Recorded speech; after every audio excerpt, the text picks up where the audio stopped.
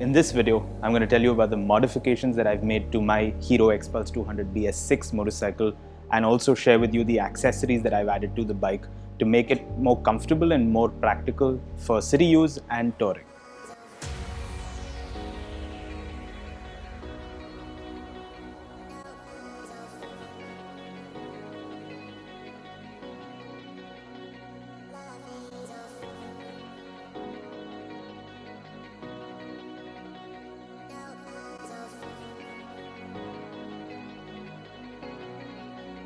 Hi, I'm Rohit. You know me here as Toll-Free Traveler, and this is Rover, my Hero Xpulse 200 BS6 motorcycle that I got a few months ago.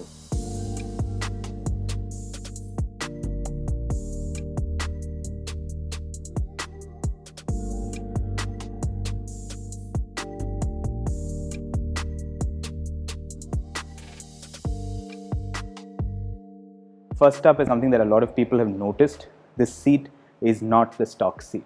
The stock seat starts off a little bit higher, slopes down to where the rider sits, which is something that worked okay as long as I was riding in the city, but as soon as I took it out on the highway, it got uncomfortable very quickly. Fortunately for me, a few of my friends in Bangalore had recently worked on an Xpulse project and they had this seat with them, which we sort of swapped out. I know this looks a little bit like the Rally Kit bench seat, but this is not the same. This is a bit lower, so it's better for someone of my height. And also it's slim, it's easier to slide down and put your leg on the ground. If you had a wider seat, that would get more difficult on a tall bike like this. So basically this is just a stock seat with some foam added over here, some foam reduced over here, a new seat cover, and then it's just plug and play. It's made a huge difference to comfort on this motorcycle.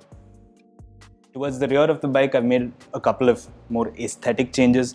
The first was removing the extremely unnecessary sari guard.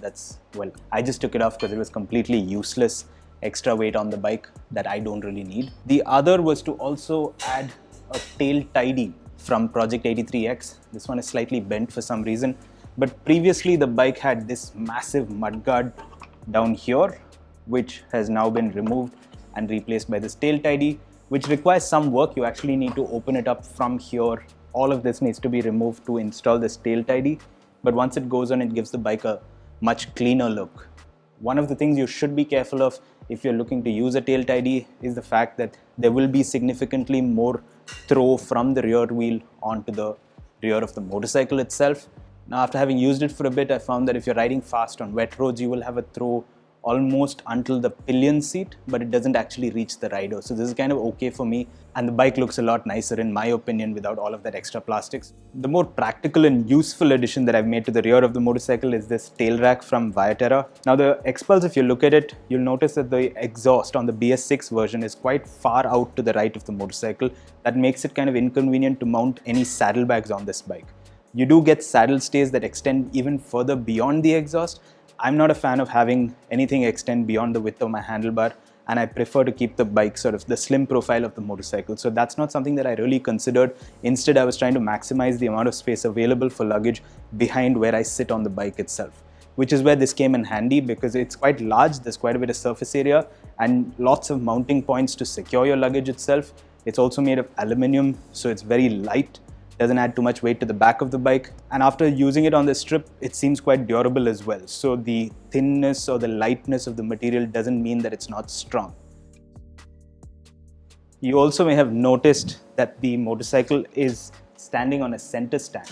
When you buy the Xpulse, you don't get a center stand. This bike comes only with a side stand, but Hero itself sells a center stand. I think it's about 850 rupees as an accessory that you can get added to the bike. I was a bit hesitant about adding a center stand because it reduces the ground clearance by a little bit. But after having used it, I mean, the reason I put it in is because I figured while I'm touring, if you can put the bike on center stand, it makes life much easier to load luggage. And also in case you have a puncture, it's much easier to sort out if you have a center stand. And that little bit of a compromise in terms of ground clearance has actually not been a problem for the kind of riding that I do. If you're a hardcore off-roader, the center stand will be a problem, but if you're the average off-roader, touring enthusiast, or using it in the city, the center stand is actually a blessing. I've also added a shoe to the side stand. This is a side stand shoe from Project Quick Z. This is something that I got after my ride, so I haven't used it much. It was in silver, I've painted it black. But this is essentially an addition to your side stand that makes the foot of the side stand wider, giving you a better balance when you're trying to park the bike on side stand on different kinds of surfaces. We must also talk about the handlebar razors. So initially I'd gone with the block 2-inch razors that come from Hero itself, and they worked well for me as long as I was riding in the city and a little bit of off-road without any luggage. The thing about block razors is that they sit inside this bracket, and while they raise the height of the handlebar, they also bring them closer to the rider. And you can't really do much to change that position unless you twist the handlebar itself. So what was happening is that when I was standing and riding the motorcycle, especially uphill, it became quite challenging because the handlebar was too close to my body and I was trying to lean forward, and it was very uncomfortable overall. So during the course of my trip, I switched to these pivot handlebar risers from Rocks. This is something that I got from Big Bad Bikes. They are quite expensive. The block risers were 850 rupees. These were, I think they're priced at about 8,500 rupees. But what the pivot risers do is that they sort of slot in over here and they give you two angles of adjustment. One is this pivoting action of bringing the handlebar closer or further away from you, and the other is in terms of adjusting the position of the handlebar itself. So you actually have a lot more control about adjusting just how high and also just how close or far your handlebar goes from you. So the adjustment that I've achieved with this is not that much, but it makes a huge difference to comfort while riding the motorcycle, especially in terms of standing ergonomics. This addition has been key. You do get cheaper pivot risers as well, but it's better to get something really strong and solid and reliable, because in case you drop the bike, this is something that's susceptible to bending. So which is why I chose to go with like the best that I could possibly find, and I think this is a good investment for this motorcycle.